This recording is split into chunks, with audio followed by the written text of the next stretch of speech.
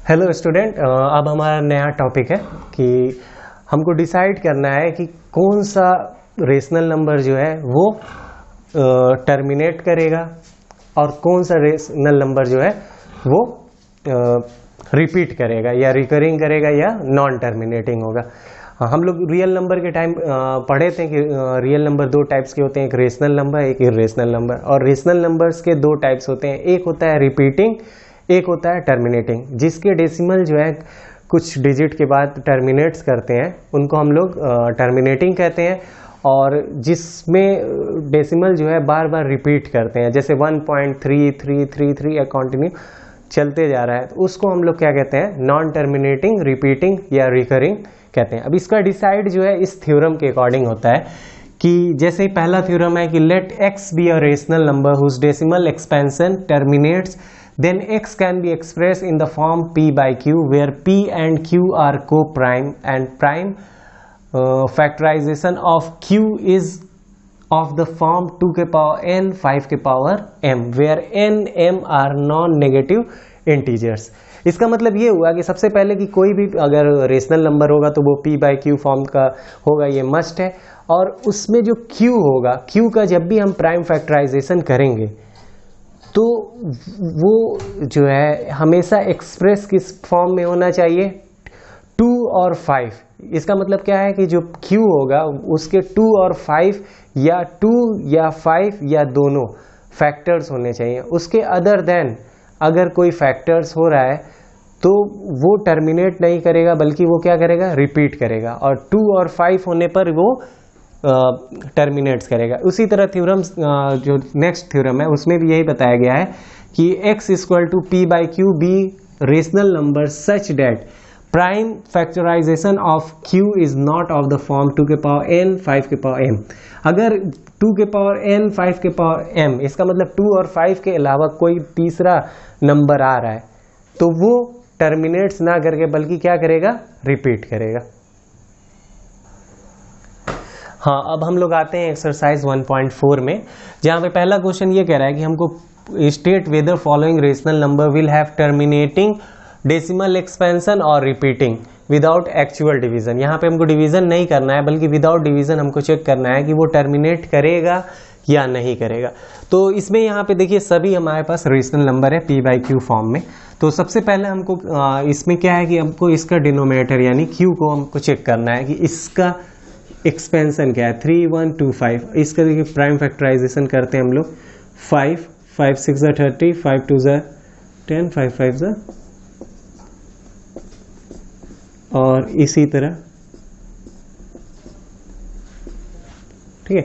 तो यहाँ पर ये कितना आया, 5 multiply by 5 multiply by 5 multiply by 5 multiply 5। तो इसको हम लोग इस तरह भी लिख सकते हैं, 2 के पावर 0 और 5 के पावर 1 2 3 4 5। तो जैसा हम थ्योरम में पढ़े थे कि 2 के पावर n और 5 के पावर m होना चाहिए, तो यहाँ पर डिनोमिनेटर क्या है, 2 के पावर 0 5 के पावर 5, और m और n क्या है, यहाँ पर कोई भी इंटीजर, पॉजिटिव इंटीजर हो सकते हैं। और यहाँ पे 2 के पावर 0 अगर या आइदर 2 हो या 5 हो या बोथ, तो यहाँ पर 5 है तो इसका मतलब ये क्या हो गया, टर्मिनेटिंग। इसका डेसिमल क्या हो गया, डेसिमल एक्सपेंशन टर्मिनेटिंग। अब यहाँ पर हम 8 को चेक करते हैं तो ये क्या हो जाएगा, 8 2 मल्टीप्लाई बाई 2 मल्टीप्लाई बाई 2। तो यहाँ पर ये भी क्या है, 2 या 5 या बोथ, तो यहाँ पे 2 है तो ये भी हमारा क्या होगा, टर्मिनेटिंग। ठीक। नेक्स्ट क्वेश्चन में क्या है कि 2 का फॉर्म है, 5 का फॉर्म है, उस लेकिन अदर देन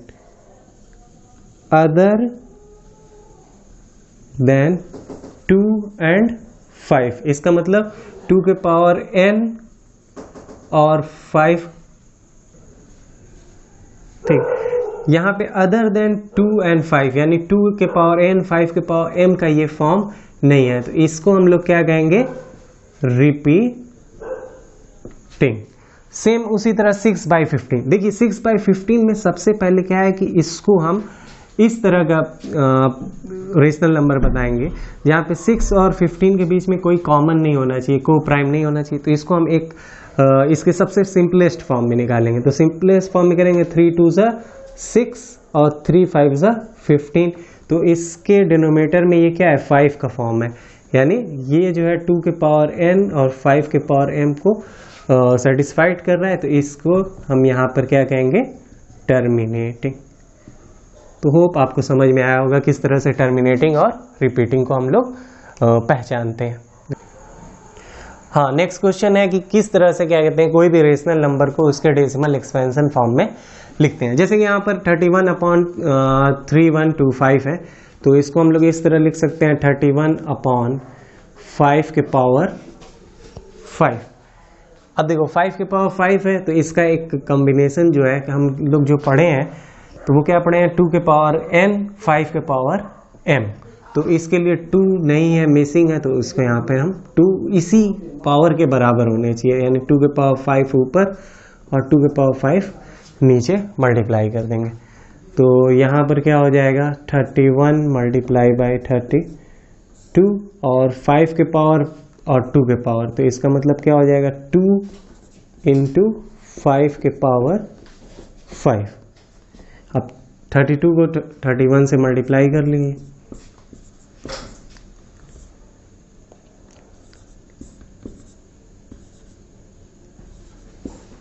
तो यहाँ पर आ जाएगा 992 और 10 के पावर 5, यानी 1 2 3 4 5। तो इसको जब भी हम लिखेंगे तो 0.0992। ठीक, हाँ, तो यहाँ पर हम 992 अपॉन कितने जीरो है, 1 2 3 4 5, तो यहाँ पे हम 5 जीरो के बाद 5 डिजिट के बाद एक डेसिमल लगा देंगे। सो आपको समझ में आया होगा। हाँ, हमारे नेक्स्ट क्वेश्चन 3 में आपके क्वेश्चंस में 3 तरह के आपके नंबर्स दिए हुए हैं। तो हमको डिसाइड करना है कि पहले तो ये डिसाइड करना है कि रेशनल है कि नहीं। रेशनल है तो वो टर्मिनेटिंग है या रिपीटिंग है। तो यहाँ पर हम नंबर देख रहे हैं 43.1 2 3 4 5 6 7 8 एंड 9। तो 9 पर ये क्या हो जा रहा है, टर्मिनेट हो जा रहा है। तो इसको हम लोग क्या कहेंगे, रेशनल। और रेशनल के साथ ये कौन सा रेशनल है, टर्मिनेटिंग। ठीक है, नेक्स्ट क्वेश्चन में हम देखेंगे ये क्या है, 1 2 0 1 2 0 0 1 2 0 0 0 एंड सो ऑन। तो यहाँ पर क्या है, कोई भी नंबर्स जो है रिपीट नहीं कर रहा है। तो ये क्या है, non repeating as well as non terminating. और जब भी कोई नंबर नॉन रिपीटिंग के साथ साथ नॉन टर्मिनेटिंग हो जाए तो उस नंबर को हम लोग क्या कहते हैं, इररेशनल नंबर। ठीक है, और देखिए जब भी किसी डेसिमल के बाद नंबर्स के ऊपर अगर बार बना है तो इसका मतलब वो number again and again repeat कर रहा है। तो इसका मतलब ये सबसे पहले तो ये क्या हो जाएगा, ये रेशनल नंबर है और रेशनल नंबर के साथ साथ ये क्या है, रिपीटिंग। और इस रिपीटिंग को कहीं कहीं रिकरिंग भी बोलते हैं।